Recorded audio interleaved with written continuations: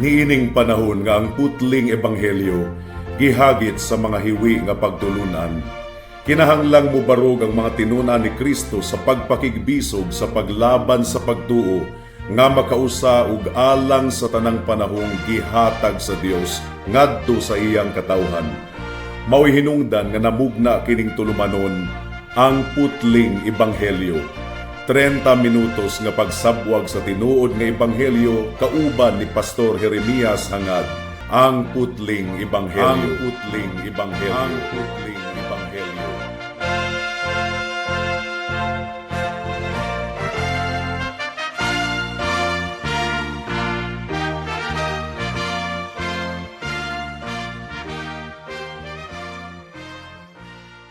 Special greetings sa tanang mga regular nga tigpaminawan sa atong panagsibya dinhi sa kahanginan ug espesyal usab nga pagpanimbaya sa akong 97 years old nga lolo nga si Isabelo Laure Sr. ug sa akong 75 years old nga nanay nga si Nanay Kunsing nga naminaw karon. Alang sa pagpamalandong sa pulong sa Ginoo niining taknaa, wala pa gayud in taon kita mahuman sa Romans chapter 8 verse 30 nga atong gitun-an sulod sa pipila ka semana na karon. Gumikan kay gasiris man kita sa atong pagpamalandong sa sulat ni Pablo ngadto sa mga taga-Roma. Romans chapter 8 verse 30 once again. Ang giingon dinhi, ug ang mga gitakda na niyang daan iya usab nga gitawag, ug ang iyang mga gitawag iya usab nga gipakamatarong, ug ang iyang mga gipakamatarong iya usab nga gihimaya. May the Lord bless the proclamation of His word at this moment. Mao kini ang ikatulo nga anaa sa kadena sa langit nun nga kamatuuran mga kaigsunan mahitungod sa kaluwasan sa mga katawhan sa Dios. Sila nga mga gitakda ng daan sa Dios sa wala pa gani matukod ang kalibutan alang sa kaluwasan. Iya usab nga gitawag pinaagi sa iyang grasya nga epektibo gayud kaayo ug ang tanan nga mga tinawag or gitawag sa Dios pinaagi sa iyang balaang espiritu iya usab nga giisip nga matarong or gipakamatarong pinaagi sa iyang anak. Kining doctrine of justification by faith alone, mga kaigsunan. Kining isipon kita nga matarong atubangan sa Ginoo, pinaagi sa pagtuo lamang, dili gayud kini mahuna-hunaan sa mga katawhan.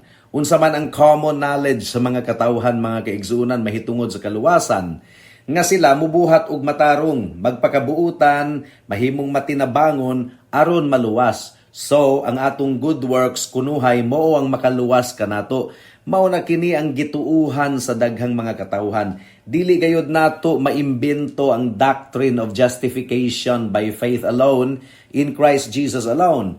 So, giunsa man nato kini pagdawat nga mensahe, mga kaigsunan, miabot kini kanato pinaagi sa gipadayag sa Dios nga ri kanato diha sa iyang pulong. Once again, ang tanan nga gitawag sa Dios iya usab nga gipakamatarong or gihimong hingpit or giisip nga matarong. Mao kini ang kinatibuk ang tema sa sulat ni Pablo ngadto sa mga taga-Roma ug sa uban pa niyang mga sulat sa bag-ong tugon nga naka-record, mga kaigsunan. Ang doctrine of justification importante gayud kaayo sa nga tanan. Matud pa ni John Murray, mao kini ang doktrina nga either mahagba ang simbahan kay wa makasabot sa doctrine of justification or ang simbahan mahimong lig-on gumikan kay lig-on sa doctrine of justification by faith alone in the Lord Jesus Christ alone. Kung posible unta nga ang tawo mahimong matarong pinaagi sa iyang pagpaningkamot ug pinaagi sa iyang kaugalingong merito ug pagkabuutan, well, dili na unta sapayan si Kristo nga mukanaog pa niining kalibutana aron magantos didto sa cross sa Kalbaryo. Kay mahimo man daay kuno natong maluwas ang atong kaugalingon. Pero gumikan kay ang atong kaluwasan dili gayud pinaagi sa atong buhat, kundili pinaagi lamang sa pagtuo nato sa atong Ginoong Hesukristo. Mao kini ang hinungdan nganong si Kristo ang anak sa Dios mianhi dinhi sa kalibutan aron iyang ihalad ang iyang kaugalingon didto sa cross sa Kalbaryo ug pinaagi sa iyang kamatayon ug pagkabanhaw, adunay kaluwasan ang tanang mga mutuo ug musalig kaniya. Adunay upat ka bahin ang atong pamalandong niining taknaa. Una, ang kinaiyahan sa justification or kining gihimo kitang matarong atubangan sa Dios, gihingpit o gipakamatarong, mao kini ang but ipasabot sa justification. Unsa man ang kinaiyahan sa justification sa Bible? Ang justification sumala sa pagpadayag sa Biblia is that giisip kitang matarong atubangan sa Dios. So kung giisip kitang matarong atubangan sa Dios, buot ipasabot niini, giisip kita nga walay sala or wala nakasupak sa balaod sa Dios. Dili na kita hinukman pa atubangan sa Dios. Ang giingon sa Roma Kapitulo 8 versikulo 1, busa, dili na hinukman karon ang mga anaa diha kang Kristo Jesus. So, dili na hinukman. Ang but ipasabot niini mga kaigsuunan, justified. O kinahanglang masabta nato ang kalainan sa justification o pardon. Kalainan sa paghimong hingpit kanato or sa pagpasaylo sa tanan natong mga kasalanan. Si Erap, mga kaigsuunan, si Joseph Estrada, gihatagan siya ni Gloria og executive pardon. Mao nga nakagawas gikan sa prisuhan. Ang buti pasabot sa pardon, gipasaylo. Nakadawat og kapasayloan. Bisan pa og nakadawat og pardon si Joseph Estrada gikan kang Gloria, wala kadto nagpasabot nga si Erap wala nay sala atubangan sa mga Pilipino nga kumbinsido gayud kaayo nga siya guilty ug takos sa silot sumala sa balaod sa Pilipinas. Tinuod nga ang paghimong matarong sa mga makasasala konektado sa kapasayloan sa ilang sala ug ang but ipasabot niini mga kaigsunan nga guilty gayud siya, sad-an siya. Pero ang justification mga kaigsuunan labaw pa kana kaysa pardon, labaw pa kana kaysa kapasayloan. Dako man kaayo nga panalangin ang pardon or kapasayloan mga kaigsuunan, ang justification mas dako gayud kaayo nga panalangin nga atong nadawat gikan sa Dios. Acts chapter 13 verse 38 hangtod sa 39 ang giingon dinhi, busa kinahanglang masayra ninyo kini mga igsuon nga pinaagi niining tawhana namantala diha kaninyo ang kapasayloan sa mga kasalanan ug pinaagi kaniya ang matag usa nga mutuo napahiling kawas gikan sa tanang butang nga imposible gayud unta nga mapahiling kawas kamo pinaagi sa balaod ni Moises. Ang justification mga kaigsuonan wala lang kini nagpasabot nga ang makasasala gawas nun na sa tanang mga giakusa kaniya sa balaod. Dili ka na ang but ipasabot mga kaigsuonan. Ang but ipasabot mao kini nga atubangan sa Dios sa libro niya didto sa langit, giisip siya nga inosente ug walay sala. Dili but pasabot nga tinuod gayod nga wala siya nakasala. Ang buot ipasabot niining justification mga kaigsuunan is that bisan og duna siya sala atubangan sa Dios pero gumikan sa iyang pagtuo sa atong Ginoong Hesukristo, giisip siya nga walay sala, gideklarar siya nga walay sala. Nagbarog ang magtutuo atubangan sa Ginoo, dili ingon nga makasasala kundi ingon nga matarong, gumikan kay gi-justified na sila or gipakawalay sala, giisip nga inosente o gipasaylo sa tanan nilang mga kasalanan. Karon niini nga punto mga kaigsunan, kinahanglan usab nato nga masabtan ang kalainan sa justification or kining pag-isip nga matarong nato atubangan sa Dios ug sanctification, kining paghimo kanato nga actual nga balaan or nagatubo diha sa pagkabalaan sa matag adlaw. Kinahanglan nga dili nato isagol ang justification ug ang sanctification. Dili nato sundon ang sipyat sa usa ka dako nga grupo nga nag-isip nga ang justification ug sanctification walay kalainan. Aduna gayoy dako kaayo nga kalainan mga kaigsunan kung tun-an nato ang pulong sa Ginoo. Bisan pa og konektado kaayo ang justification ug sanctification, apan duna gihapon sila'y dako nga kalainan mga kaigsunan. Ang justification mao kini ang pagbag-o sa atong kahimtang atubangan sa Ginoo. Atubangan sa Ginoo ang magtotoo, justified, giisip nga matarong. So ang iyang kahimtang atubangan sa Ginoo nabag-o. Ang sanctification unsa man? Ang sanctification mao kini ang aktual nga kabag-uhan sa atong kasing-kasing. Mao kini ang aktual nga pagtubo nato sa pagkabalaan pinaagi sa atong Ginoong Hesukristo. Pinaagi sa justification mga kaigsunan, nakatabok kita gikan sa atong pagkasad-an ngadto sa atong pagkamatarong atubangan sa Dios. Apan ang sanctification mga kaigsunan, mao kini ang pagtabok gikan sa aktual nga pagkamakasasala ngadto sa aktual nga pagtubo diha sa pagkabalaan. Sa justification kita gipaduol ngadto sa Dios. Sa sanctification, sa laing bahin pa mga kaigsunan, gihimo kitang sama sa Dios. So, ang justification, mao kini ang pagdeklarar kanato nga balaan at tubangan sa Dios, pinaagi sa pagtuo nato sa atong Ginoong Hesukristo ug paghinulsol sa atong mga kasalanan.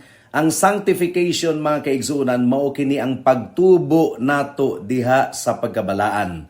So aduna gayoy basihan sa Biblia mga kaigsunan nga ang justification adunay kinaiyahan nga forensic o legal record in the book of God. And if you are justified, kung giisip ikaw nga hingpit ang imong record sa libro sa imong kinabuhi dito sa langit, inosente, dili guilty. Giisip ikaw nga walay sala sa libro nimo dito sa langit. Matud pa ni Arthur Pink, mga kaigsunan, ang justification mao kini ang pagtagbaw sa legal nga gipangayo sa Ginoo sa iyang balaod nga ang tanang mga kasalanan mabayran pinaagi sa dugo sa manluluwas. So adunay dakong pagbansili mga kaigsunan, adunay exchange, mura ba og exchange gift. Adunay dako kayong pagbansili. Tali ka nato ug sa atong Ginoong Hesukristo. Kung ikaw magtotoo, ang imong kasalanan gibutang ngadto sa abaga sa atong Ginoong Hesukristo. Siya ang nag-antos didto sa krus sa Kalbaryo. Ug dili lang kay kana, ang pagkamatarong ni Kristo gisulob nganha kanimo. Putli ang imong estado atubangan sa Dios mga kaigsunan. O gumikan kay ang magtotoo, justified na atubangan sa Ginoo. Giisip na siyang hingpit, giisip na siyang matarong, unsa may resulta niini. Aduna siya'y kalinaw diha sa Dios. Aduna siya'y kagawasan nga musulod sa presensya sa atong buhi nga Dios ug dili gayud siya balibaran sa Ginoo. Tipigan usab siya sa atong Ginoo niining kalibutana ug maangkon niya ang mahimayaong kabtangan inigbalik sa atong Ginoong Hesukristo. Pinaagi kang kinsa nato madawat kini nga justification mga kaigsunan.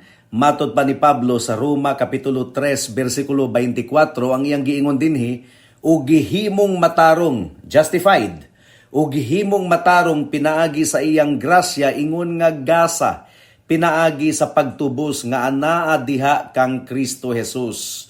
So, ang pulong nga pagtubos or redemption nagpasabot kini nga adunay dako kaayo nga presyo nga gibayad, adunay dakong kantidad nga gibayad alang sa paglukat ni anang tawhana gikan sa nagulipon kaniya. Mao kini ang gibuhat sa atong Ginoong Hesukristo. Ulipon kita ni Satanas, ulipon kita sa kalibutan, ulipon kita sa pagkamakasasala. Apan pinaagi sa atong Ginoong Hesukristo, gihatagan niya kita og kagawasan, gibag-o niya ang atong kasing-kasing, gihinluan niya kita sa tanan natong mga sala, ug ang atong record nga dautan kaayo sa libro sa Ginoo, iyang gipapasan, ug unsa pa, iya kitang gisuluban sa iyang pagkamatarong, sa pagkamatarong sa atong Ginoong Hesukristo.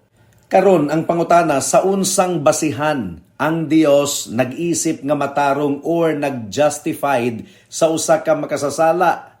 Ang basihan mga kaigsunan, maulamang gayod ang pagkamatarong ug ang dugo sa atong Ginoong Hesukristo. Ang iyang kamatayon didto sa cross sa Kalbaryo mao ang basihan nga sa wala pa namatay si Kristo, misinggit siya, it is finished, natapos na. Well, unsa man ang natapos? Natapos na ang misyon sa Ginoo sa pagsunod sa tibuok balaod sa Dios, ug natapos na ang iyang misyon sa iyang pagpaula sa iyang dugo didto sa cross sa Kalbaryo. Gumikan kay ang bayad sa sala mao ang kamatayon, ug kung walay pagpaaga sa dugo, wala gayoy kapasayloan sa mga kasalanan.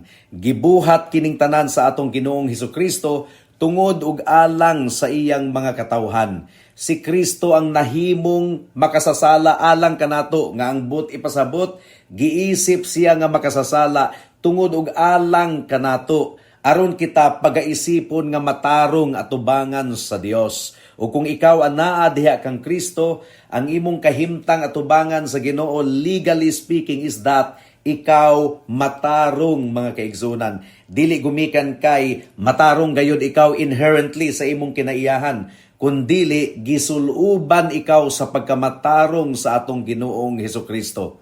Ang tanan nga gidikta sa balaod mga kaigsunan gituman kadtong tanan sa atong Ginoong Hesukristo. Ang balaod nangayo og pagkaputli sa atong kinaiyahan. Ang balaod nangayo og perfect obedience. Apan dili nato kini mahimo mga kaigsunan, dili gayud nato kini kaya. Mao gani nga mianhi si Kristo dinhi sa kalibutan, Dios nga nahimong tawo nga wala mawala ang iyang pagka-Dios, mianhi siya aron luwason ang tanan niyang mga piniling katawhan. Sa unsang paagi, pinaagi sa iyang perfect obedience ug pinaagi sa iyang dugo nga giula didto sa cross sa Kalbaryo. Ug hangtod karon si Kristo nangaliyupo alang sa iyang mga katawhan.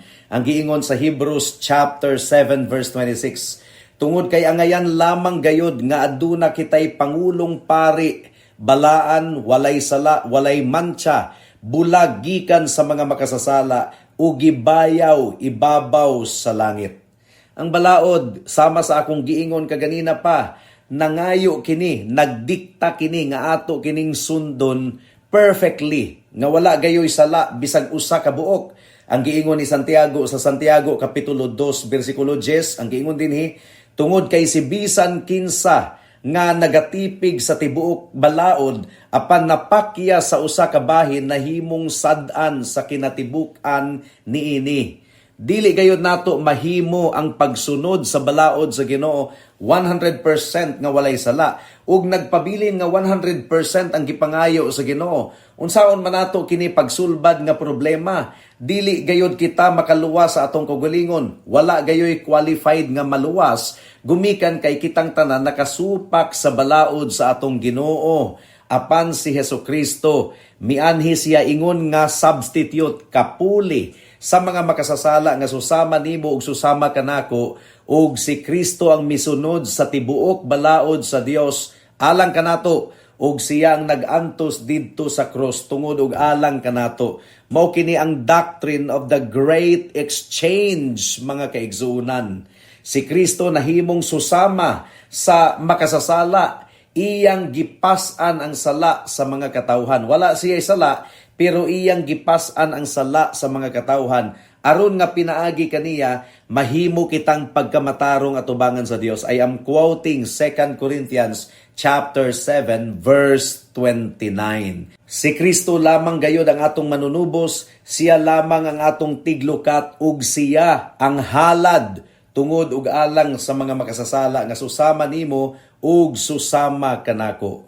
Mudangat na kita sa ikatulong punto. Unsaon man nga maangko nato ang justification, ang libre nga gasa sa Dios nga pagaisipon kita nga matarong sa iyang atubangan. Unsaon man nato pagdawat niini nga gasa? Well, ang giingon sa Romans chapter 3 verse 28, tungod kay akong gibarugan nga ang tawo mahimong matarong pinaagi sa pagtuo bulag sa mga buhat sa balaod. So dili di ang atong buhat mao ang basihan sa atong justification, kundili ang atong pagtuo lamang sa atong Ginoong Hesukristo. Dili kita ma-justified atubangan sa Ginoo pinaagi sa atong maayong buhat. Apan pagaisipon kita nga matarong pinaagi sa buhat ni Kristo. Pinaagi sa sakripisyo ni Kristo. Mao kini gipasabot ni Pablo sa 2 Corinthians chapter 8 verse 9. Ang giingon dinhi, tungod kay nasayod kamo sa grasya sa atong Ginoong Hesukristo, nga bisan og adunahan siya apan tungod og alang kaninyo nahimo siyang pobre aron nga kamo pinaagi sa iyang kapobrehon mahimong atubangan. So giisip kita nga hingpit nga libre pinaagi sa iyang grasya ug gibalik-balik gayod ni Pablo sa paghisgot ang pulong nga libre sa paghisgot sa pulong nga grasya sa tanan niya nga mga sulat mga kaigsunan, and that is to impress the truth about us that we can never be saved by our good works, but by faith in the Lord Jesus Christ alone. Romans chapter 14 verse 16, ang giingon dinhi, mao kini ang hinungdan nganong nagaagad kini sa pagtuo, aron nga ang saad mapahimutang diha sa grasya ug magarantiya ngadto sa tanan niyang kaliwat. Dili lang sa mga nagbaton sa balaod, apan maingon man usab kaniya nga nakigambit sa pagtuo ni Abraham nga mao ang amahan natong tanan. So, giisip kita nga mga anak ni Abraham pinaagi sa pagtuo sa atong Ginoong Hesukristo. Dili kini pinaagi sa atong kaliwat, dili kini pinaagi sa pagtuli sa atong unod, dili kini pinaagi sa atong maayong binuhatan or sa atong merito, kundili pinaagi kini sa pagtuo lamang sa atong Ginoong Hesukristo. And if you have faith in the Lord Jesus Christ, then you will be treated as children of Abraham. Ang giingon sa Galatians chapter 2 verse 21, wala na ako gipakawalay bili ang grasya sa Ginoo, tungod kay kung ang pagkamatarong maangkon pinaagi sa balaod nan walay tumong ang kamatayon ni Kristo. So ang atong pagkamatarong dili nato maangkon pinaagi sa atong good works, pinaagi sa atong pagkamatarong.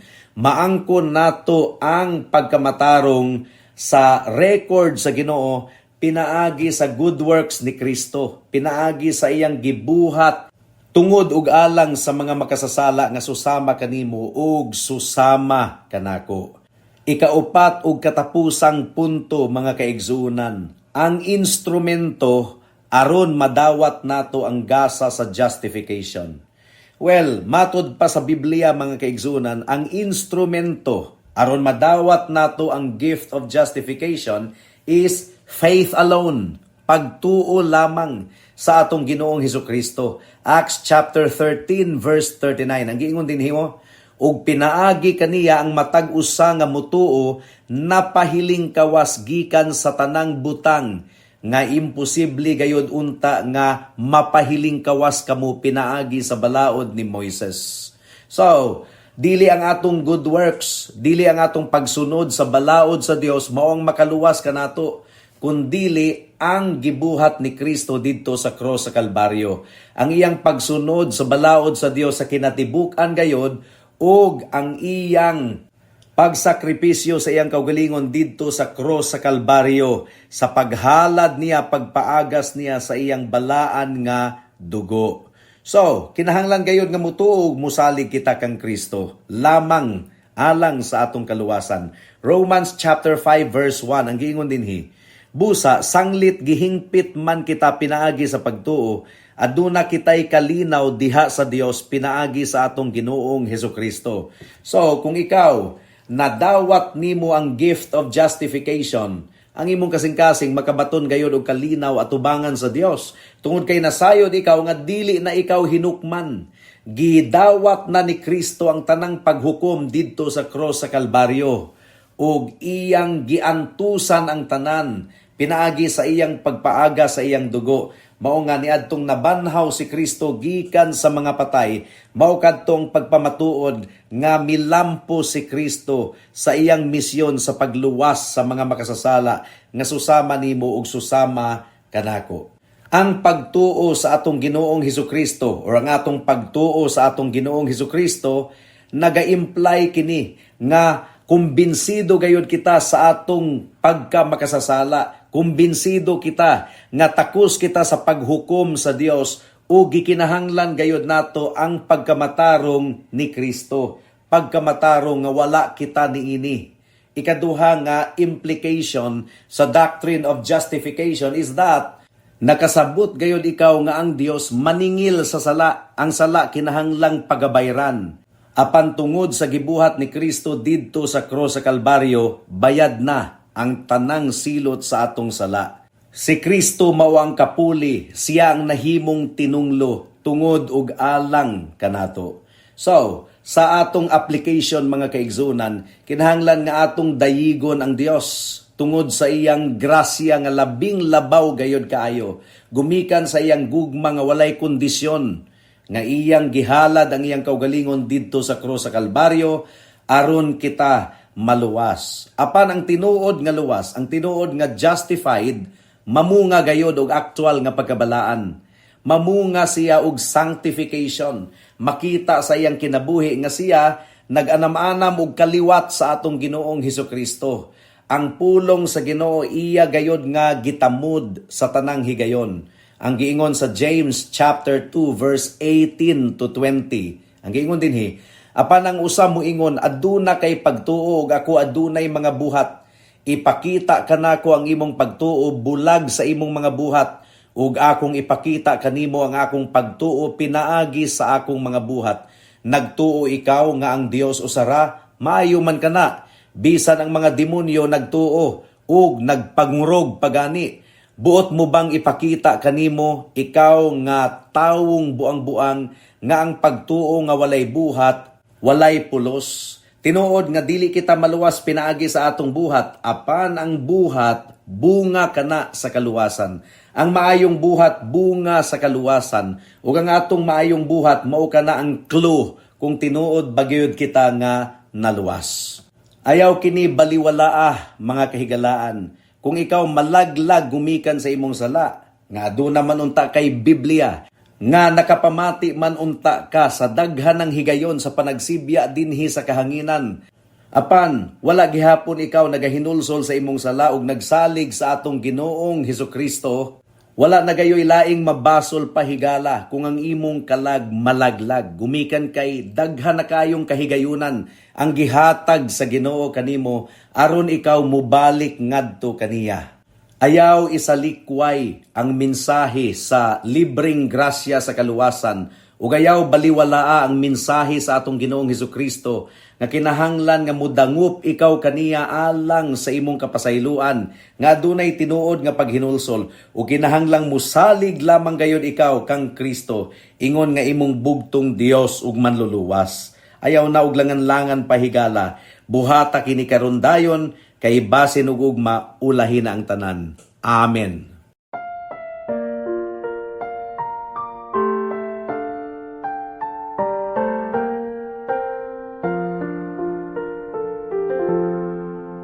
In the bulb there is a flower, in the seed an apple tree, in cocoons a hidden promise. Butterflies will soon be free. In the cold and snow of winter, there's a spring that waits to be unrevealed until its season, something God alone can see. There's a song in every silence, seeking word and melody. There's a dawn in every darkness, bringing hope to you and me. From the past will come the future, what it holds a mystery, unrevealed until its season, something God alone can see. In our end is our beginning, in our time infinity. In our doubt there is believing, in our life eternity. in our death, our resurrection, at the last of victory, unrevealed until its season, something God alone can see.